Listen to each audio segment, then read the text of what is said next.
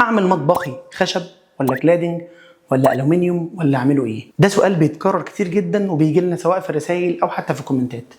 طيب النصيحه الافضل دايما اعمل خشب بجميع انواعه، لان الخشب في منه صناعي زي اللي احنا فيه دلوقتي وفي منه طبيعي، ده طبعا اللي هو القديم، المطبخ الكلاسيكي الحلو قوي ده اللي بيكون ضلفه دايما بتكون قرو، وبتكون كده احيانا لما تحب تفنن شويه تعمله شروازيه، تشروز بقى في جراي، تشروز في اي لون انت عايزه، وبيتعمل طبعا بيبقى تحفه وحلو جدا لاصحاب هذا الذوق.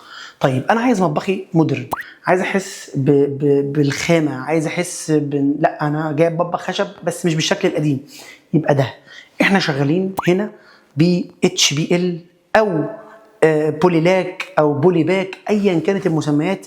المهم في الاخر ان هو يكون على كونتر، والمهم ان القشره الخارجيه تكون من شركه معتمده. خلاص. طيب موضوع تناسق الالوان ده بتاعك، موضوع الجرانيت او الرخامه زي ما احنا الطبيعي بيقول برضو دي بتاعتك، المهم ان هو يكون جرانيت، لان بشوف ناس للاسف بيستخدموا رخام، طبعا ده بيكون سيء جدا. رقم واحد عندي جرانيت يليه البورسلين، بس يتعمل بطريقه معينه وبيبقى فيه مرموكس وبيبقى فيه طبعا معالجات، وبختار بورسلين غالي مش اي بورسلين.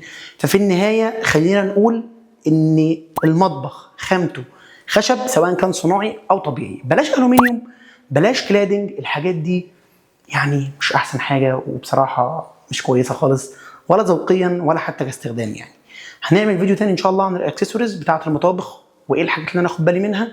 تابعونا ان شاء الله وعشان تشوفوا كل جديد.